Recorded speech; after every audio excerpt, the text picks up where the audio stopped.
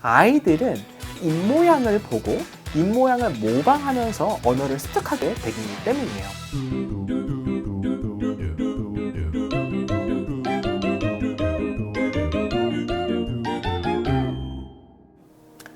안녕하세요. 행동대장 김대영입니다. 오늘은 ABA 치료에서 이제 가장 많이 하는 치료 중에 하나인 이 모방 교육에 대해서 한번 살펴보도록 하겠습니다. ABA 치료를 받는다, 또는 ABA 치료에 입문하신다, 관찰하신다. 하여튼 ABA와 관련된 것들을 치료를 살펴보게 되면은 매칭 같은 거, 그다음에 모방 교육 같은 거, 이런 것들을 많이 하는 것을 살펴볼 수가 있게 되는데요. 그러면 모방 교육이란 무엇이고 왜 하는 것이며 어떻게 하는지 오늘 한번 살펴보도록 하겠습니다.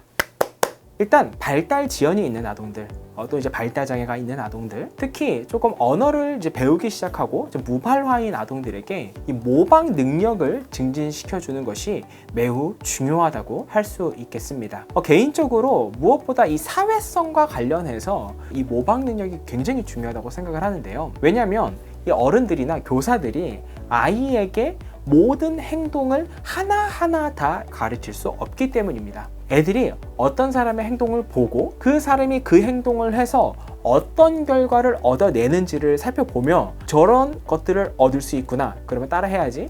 저런 것들을 얻게 되는구나, 그럼 난 하지 말아야지. 이런 것들을 판단하면서 배울 수가 있을 수 있기 때문에 이 모방 능력을 습득시켜주는 것이 매우 중요하다고 할 수 있겠습니다. 또 이제 모방 능력은 언어 발달에도 굉장히 중요하다고 말씀을 드렸죠. 아이들은 입 모양을 모방하면서 배우게 되거든요. 우리가 해외 애니메이션, 겨울왕국이나 인사이드 아웃이나 굉장히 유명한 애니메이션을 보지 않습니까? 그러면은 그 영어 말하는 대사와 캐릭터의 입모양이 거의 100% 일치하다는 것을 우리가 알 수 있게 됩니다. 왜 이렇게 정교하게 만드느냐? 아이들은 그것의 입모양을 보고 입모양을 모방하면서 언어를 습득하게 되기 때문이에요. 자, 그러면 모방 능력은 어떻게 가르치면 될까요? 일단 모방 교육을 하기 위해서는 좀 사전에 필수적인 기술들이 있어야만 합니다. 그 아동이 그 모방하는 행동을 보여주는 사람을 바라볼 수 있어야 돼요. 그럼 조금 더 세부적으로 살펴볼게요. 일단은 아이들이 모방 교육을 배우기 위해서 사전에 있어야 되는 것들이 이제 의자나 책상에 어느 정도 앉아 있을 수 있어야 됩니다. 한 5초에서 한 10초 정도 아무것도 안 해도 조금 앉아 있으면은 그래도 조금 적절하다, 이렇게 조금 볼 수가 있을 것 같고요.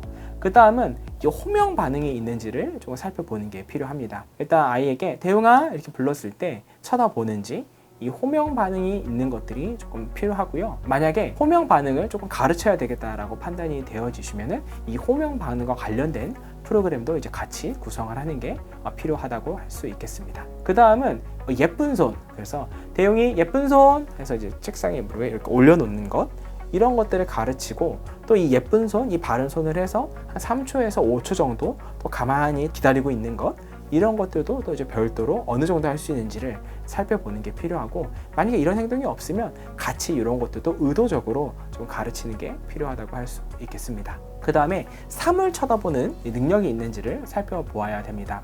예를 들어서 볼펜이 일단 여기다 두시고 대용아 볼펜 봐야지 하고 쳐다볼 수 있는지, 이런 것들을 이제 점검하시는 게 필요한데요. 이런 것들이 있어야 조금 모방 능력을 가르치기 조금 수월하다, 이렇게 이야기를 할 수 있겠습니다. 자, 이렇게 사전에 선제적으로 모방을 배우기 위해서, 모방을 가르치기 위한 기술이 좀 어느 정도 있다고 이제 파악이 되시면 이제 본격적으로 가르칠 모방 행동을 좀 선정을 하셔야 합니다. 모방하는 행동들은 큰 근육들을 쓰는 것 먼저 가르치는 게 필요합니다.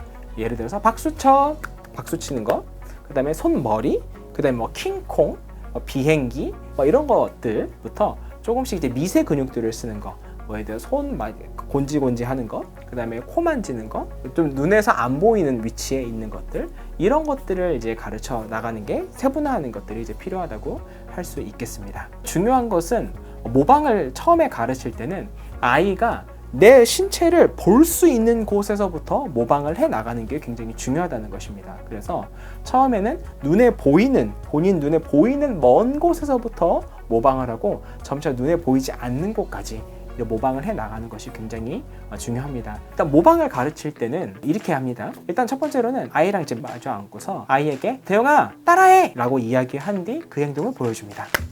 그리고 한 3초 정도 기다려 주세요. 초기에는 아이가 나의 행동을 봤다라고 느껴지시면 바로 아이의 손을 잡고 박수를 칠 수 있도록 짝짝짝 해줍니다. 그리고 잘했어, 너무 잘했어 라고 이제 이야기를 해주게 됩니다. 이렇게 한 10번 정도를 이제 자연스럽게 반복을 하시면 되는데요. 주의해야 할 상황은 막 굉장히 강제적으로 연속적으로 하는 것, 이런 것들은 이제 절대 하지 마시고 은연중에, 그다음에 좀 분산적으로 가르쳐 주는 것이 이제 필요하다고 할 수 있겠습니다. 한 10번 정도 이렇게 가르치셨으면은 선생님이랑 같이 해봤으니까 이제는 혼자서 할 수 있는 것들을 기다려 주는 거죠. 대용아, 따라해.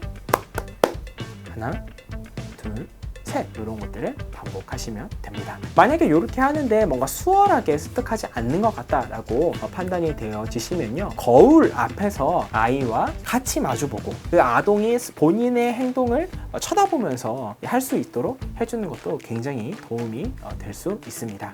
그러면 요때쯤 되면은 아이들이 따라해 하고 이렇게 할 때 따라해 라는 말을 언어적으로 좀 따라하기 시작하기도 할 것입니다. 그러면 본격적으로 이제 언어를 가르칠 때가 됐구나, 이렇게 조금 판단을 할 수 있고요.